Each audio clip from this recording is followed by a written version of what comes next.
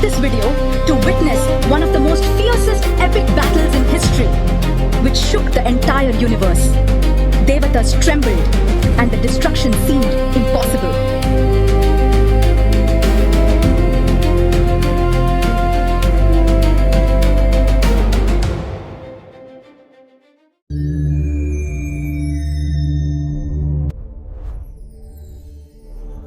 Namaste. Welcome to another powerful and fascinating episode on our channel. Please like and subscribe and join us as we bring more divine and untold stories to your home. Do you know who is called Tripurantaka? Do you know Tripura, the 3 Maya cities? So powerful that even the gods could not destroy them. But do you know how they were built? Do you know who built it for them? A secret, hidden for ages. A moment that could change everything. Long ago, 3 powerful demons, Tarakaksha, Kamalaksha, and Vidyunmali, were consumed with grief and burning vengeance after their father, the mighty Tarakasura, was slain by Kartikeya. The 3 brothers gathered in a desolate forest, determined to find a resolution. And so, they began their penance. For thousands of years, they stood unmoving, under the scorching sun, amidst fire, in freezing winds, performing intense tapasya. Om Brahma Devaya Namaha. Their austerities shook the heavens. Finally, pleased and compelled, Lord Brahma appeared before them to grant them a boon. The brothers bowed to Lord Brahma and asked for immortality. Lord Brahma politely denied it, saying, "No being born can escape death," and gave them another chance to ask for something else. After some thought, Then grant us this. Let 3 cities be built for us, one in the heavens, one in the sky, and one on earth. Let them be indestructible and move freely, and let them align only once in 1,000 years. And only at that moment, if a single arrow strikes all 3, may our end come. even the gods watching trembled at the cleverness of the boon. Lord Brahma granted the boon. You shall have your 3 cities of gold, silver, and iron. None shall defeat you except under the condition you have stated. With the help of the divine architect Maya, they built 3 cities made of gold, silver, and iron.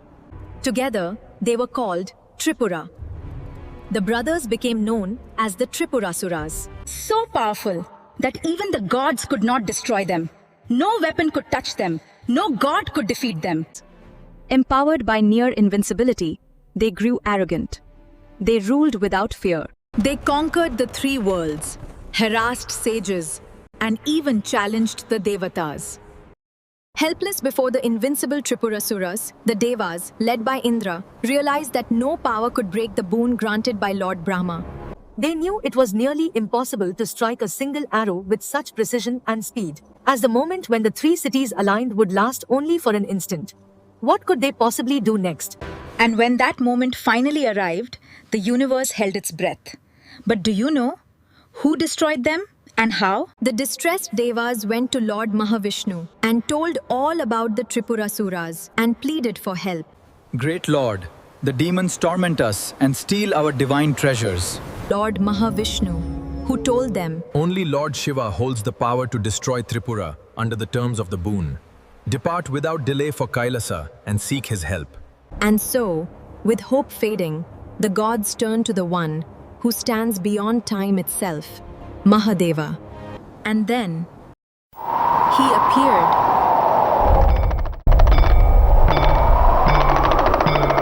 Seated in stillness, eyes closed, Lord Shiva entered a state of absolute focus, as if the entire universe was waiting for his command. And then, with a silent resolve, Lord Shiva gave his divine assent. But this was no ordinary battle. This required a weapon beyond imagination.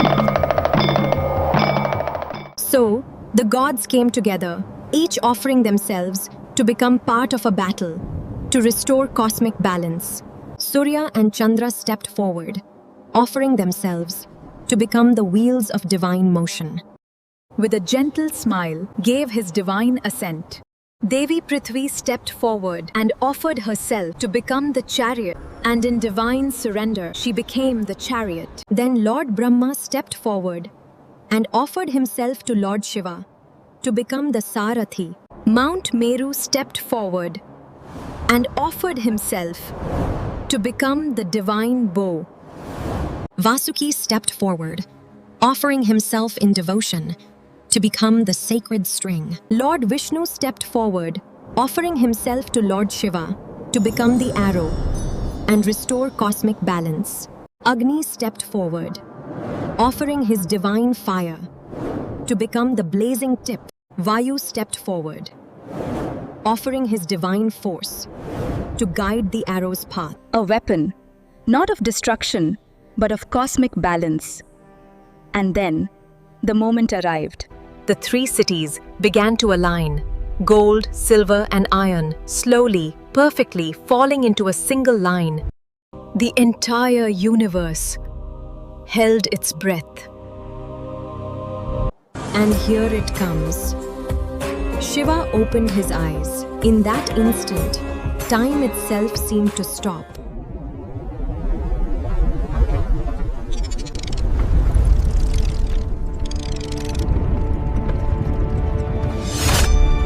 With absolute calm, he drew the divine bow. No anger, no haste, only perfect stillness. And then he released the arrow.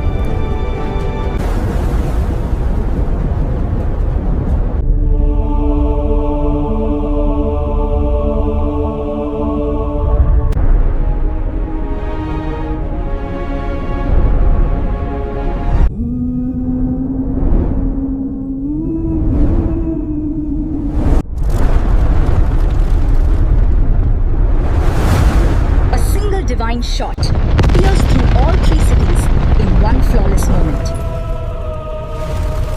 And Tripura was destroyed. For when the destined moment arrives, even the impossible requires only one shot. The skies roared. The illusion shattered. The arrogance of the Tripurasuras reduced to ash, and balance was restored. The Devatas bowed in awe, for they had witnessed not just destruction, but the power of perfect timing, perfect focus, and the will of Mahadeva. The destruction of Tripura is also deeply connected to human spirituality. Tripura symbolized ego, desire, and ignorance, and Shiva's destruction of Tripura symbolized the destruction of the body, the mind, and the ego.